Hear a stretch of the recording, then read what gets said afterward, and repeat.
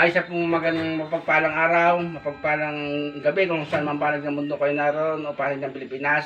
Ay ako nga pala po ay kasalukuyan nandito sa isang subdivision dito sa Lipa. Siyempre, ang trabaho ko po may kaugnayan sa pag-alagala. Marami akong taong nakakausap. Meron po ako nakakausap dito, si Tatay Pao. Ayaw po niya magpakilala sa YouTube. Siyempre, ginagalang po natin ng kanyang pribadong buhay.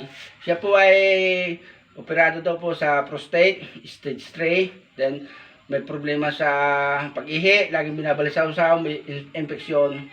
Ay siya po, ay nagtatanong din sa akin ng mga halamang gamot. Gusto ko sa akin na i-post. Ay tama naman, alam ko din naman po yung kanya sinasabi. Ang problema, wala lang po kami makuha dito sa subdivision. Ngayon po, sinabi niya sa akin, ang kanyang isa sa mga ginagamit na nakita niya dito sa Lipa, sa subdivision, ito pong tawa-tawa. Ito pong tawa-tawa, maraming benepisyo sa mga susunod na vlog.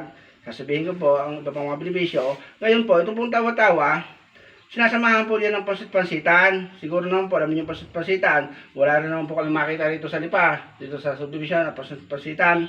Sa susunod na vlog po, alam ko din po kung anong iba pang mga benepisyo. Ang gagawin lamang daw po, ito pong tawa-tawa at pansit-pansitan ay pagsasamahin, ilalaga po sa tubig. Sa katamtamang dami po din ng tubig at dami po nito tawa-tawa at pansit-pansitan.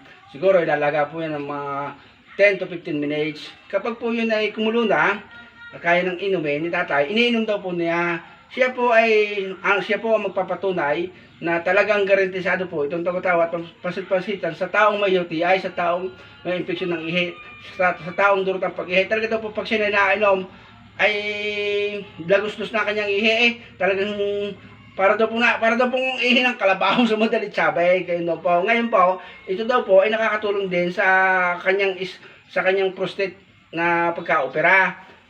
Mas mabisa daw po sana kung pinapahanap niya sa akin yung tibig na pula, yung ugat. Ang problema, wala naman po akong makuhanan.